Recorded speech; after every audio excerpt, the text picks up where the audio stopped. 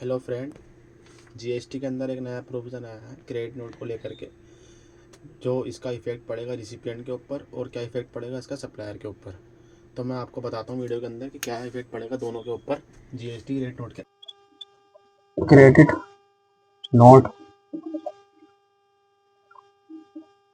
New rule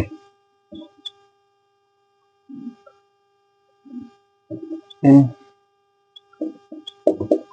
55th GST council meeting. दोस्तों, एक credit note का रूल आया है नया। क्या आया है? एक नया रूल आया जीएसटी 55th मीटिंग के अंदर।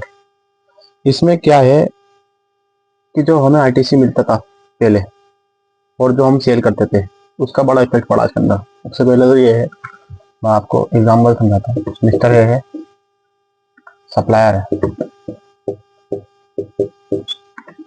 मिस्टर बी रिसिपिएंट है। इसने इसको माल बेचा 1 लाख रुपए का, ठीक है, 18% की रेट से, ठीक है।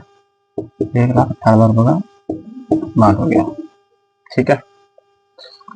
मिस्टर ए ने मिस्टर बी को माल बेचा 1 लाख रुपए का, उस पर 18% जीएसटी है। टोटल अमाउंट हो गया 1,18,000 रुपए। इसने क्या करा, इसने कुछ रिटर्न कर दिया था वापसी। रिटर्न कितना कर दिया इसने? 20,000 रुपए कर दिया, ठीक है। 20,000 रुपए हो गया अपना 3,600 रुपए।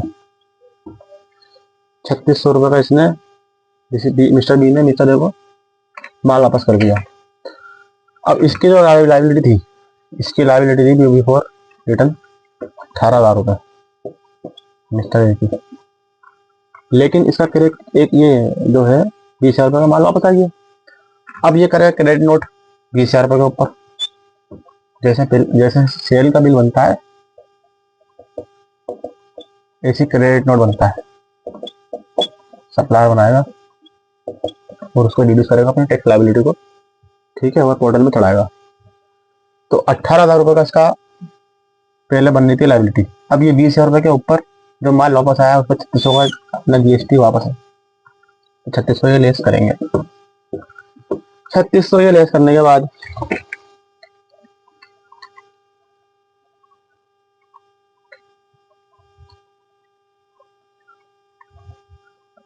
14,400 की है लाइबिलिटी मिस्टर ए की।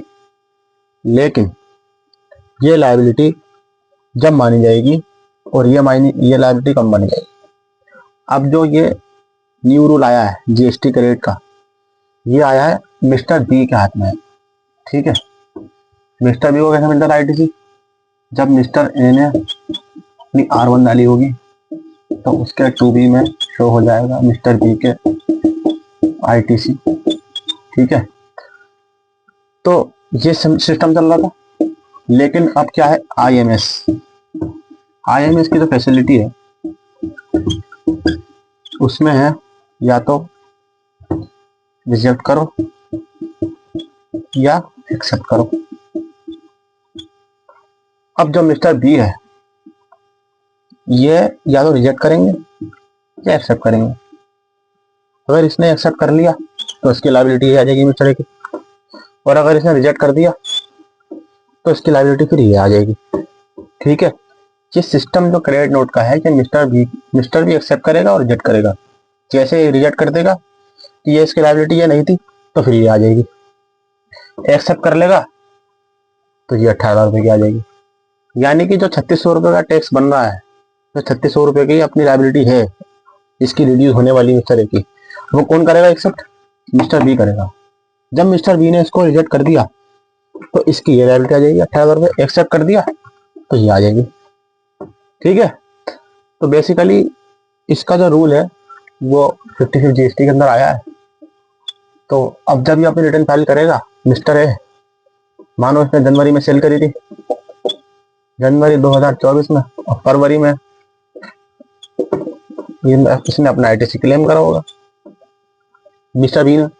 लेकिन यूजर भी देखेगा कि भाई उसके आईएमएस के अंदर क्या आ रहा है।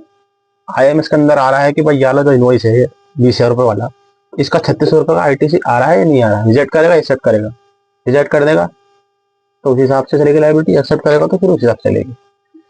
ठीक है, तो ये एक क्रेडिट नोट का 55 जीएसटी के अंदर न्यू प्रोविजन आया है। उम्मीद है आप लोगों को समझ में आया होगा। तो अपने क्रेडिट नोट को अपनी सेल से, रिसिपिएंट से जो माल रिसीट कर रहा है, सर्विस रिसीट कर रहा है, वो एक्सेप्ट करेगा, रिजेक्ट करेगा, देन आपकी लायबिलिटी उस हिसाब से अकॉर्डिंगली शो होगी। ठीक है, Thank you for watching my video and subscribe my YouTube channel Tech Gen View, like and share. Thank you.